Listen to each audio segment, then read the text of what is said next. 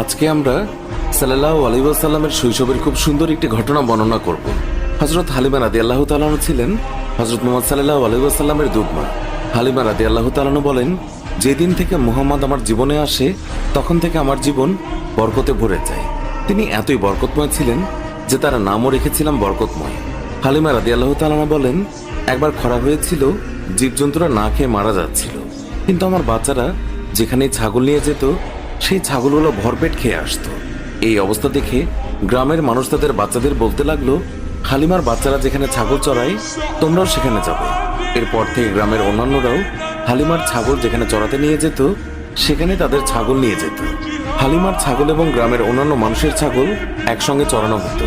কিন্তু গ্রামের মানুষজন লক্ষ্য করলো, যেখানে হালিমার ছাগলেরা পেট ভরে খাচ্ছে কিন্তু ছাগলের পেট ভরছেই না। হালিমা তখন বলেছিলেন, এগুলো তো সবই মুহাম্মাদের বরকত। তিনি আরো বলেছেন, যখন কারো ছাগল অসুস্থ হয়ে পড়তো তখন গ্রামের মানুষ তাদের ছাগল নিয়ে আমাদের ঘরে চলে আসতো, আর তখন মুহাম্মাদের হাতের স্পর্শ ছাগলের গায়ে বুলিয়ে নিত এবং সঙ্গে সঙ্গে ছাগল সুস্থ হয়ে যেত।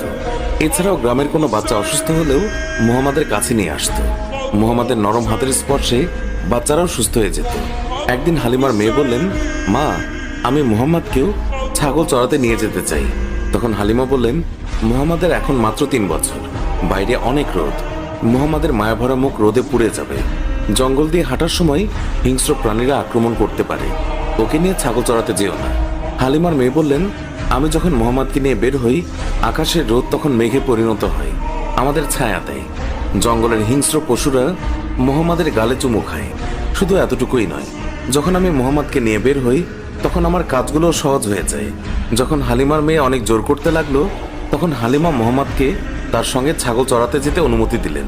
এইভাবে কয়েকদিন যাওয়ার পর হালিমা তিনি মুহাম্মাদকে বললেন, তুমি আর ছাগল চড়াতে যেও না, আমি তোমাকে অনেক মহব্বত করি, তুমি আমার কাছ থেকে দূরে গেলে আমি খুবই চিন্তায় থাকি।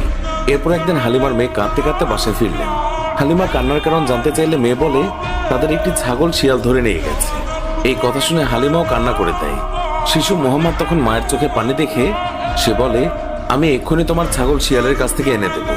মা হালিমা তাকে যেতে না বলে, কিন্তু মুহাম্মদ রাসূলুল্লাহ সাল্লাল্লাহু আলাইহি ওয়াসাল্লাম তার কোমল মনে মায়ের কান্না সহ্য হচ্ছিল না। সে জঙ্গলে যায় এবং গিয়ে সকল পশুকে ডেকে বলে, আমার মায়ের ছাগল কে নিয়েছে। এই কথা শুনে সকল জানোয়াররা সেই ছাগলকে নিয়ে দৌড়ে এসে মুহাম্মাদের পায়ের কাছে এসে সালাম দেয়। তখন মুহাম্মদ বললেন, তোমরা কি জানতে না এই ছাগল আমার মায়ের ছিল? তোমরা কেন আমার মায়ের ছাগলকে আটকে রেখেছ? আমার মা এখনো বাসায় কাঁদছে। উত্তরে সব জানোয়াররা বলল, হে নবী মুহাম্মদ, আপনি কয়েকদিন ছাগল চড়াতে এসেছিলেন, তখন আমরা আপনাকে লুকিয়ে লুকিয়ে